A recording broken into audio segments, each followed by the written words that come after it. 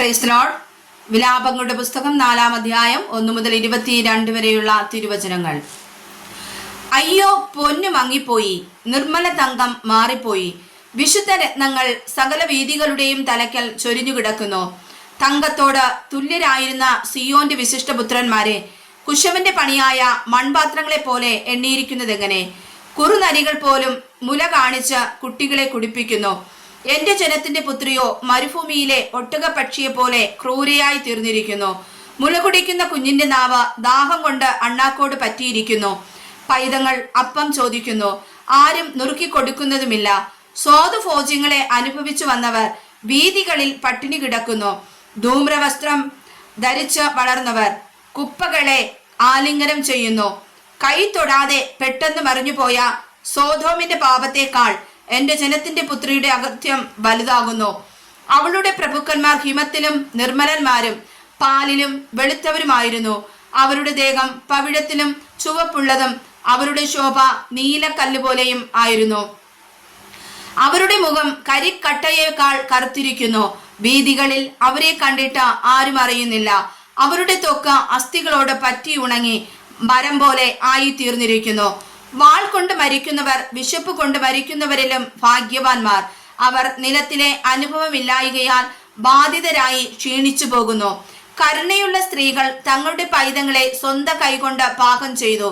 അവർ എന്റെ ജനത്തിൻ പുത്രിയുടെ നാശത്തിങ്കൽ അവർക്ക് ആഹാരമായിരുന്നു.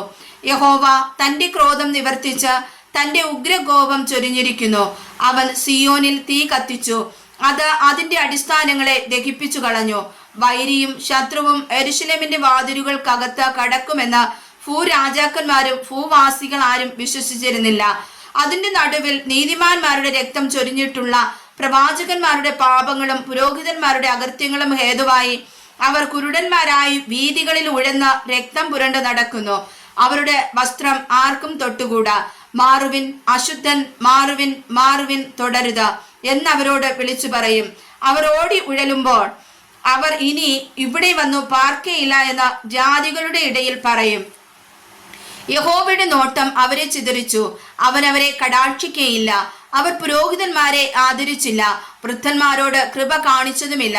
വ്യർത്ഥ സഹായത്തിനായി നോക്കി ഞങ്ങളുടെ കണ്ണ് ഇപ്പോഴും മങ്ങുന്നു.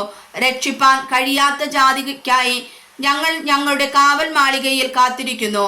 ഞങ്ങളുടെ വീഥികളിൽ ഞങ്ങൾക്ക് നടന്നുകൂടാതെ വണ്ണം അവർ ഞങ്ങളുടെ കാലടികൾക്ക് പതിയിരിക്കുന്നു. ഞങ്ങളുടെ അവസാനം അടുത്തു, ഞങ്ങളുടെ കാലം തികഞ്ഞു, ഞങ്ങളുടെ അവസാനം വന്നിരിക്കുന്നു. ഞങ്ങളെ പിന്തുടർന്നവർ ആകാശത്തിലെ കഴുക്കളിലും വേഗമുള്ളവർ. അവർ മലകളിൽ ഞങ്ങളെ പിന്തുടർന്നു, മരുഭൂമിയിൽ ഞങ്ങൾക്കായി പതിയിരുന്നു. ഞങ്ങളുടെ ജീവശ്വാസമായി യഹോവയുടെ അഭിഷിക്തനായവൻ അവരുടെ കുഴികളിൽ അകപ്പെട്ടിരിക്കുന്നു. അവന്റെ നിഴലിൽ നാം ജാതികളുടെ മധ്യേ ജീവിക്കുമെന്ന് ഞങ്ങൾ വിചാരിച്ചിരുന്നു. ഊസ് ദേശത്ത് പാർക്കുന്ന ഏദോം പുത്രിയെ സന്തോഷിച്ച് ആനന്ദിക്കാം. പാനപാത്രം നിന്റെ അടുക്കിലേക്കും വരും. നീ ലഹരി പിടിച്ച് നിന്നെ തന്നെ നഗ്നയാക്കും. സിയോൻ പുത്രിയെ, നിന്റെ അകൃത്യം തീർന്നിരിക്കുന്നു. ഇനി അവൻ നിന്നെ പ്രവാസത്തിലേക്ക് അയക്കുകയില്ല.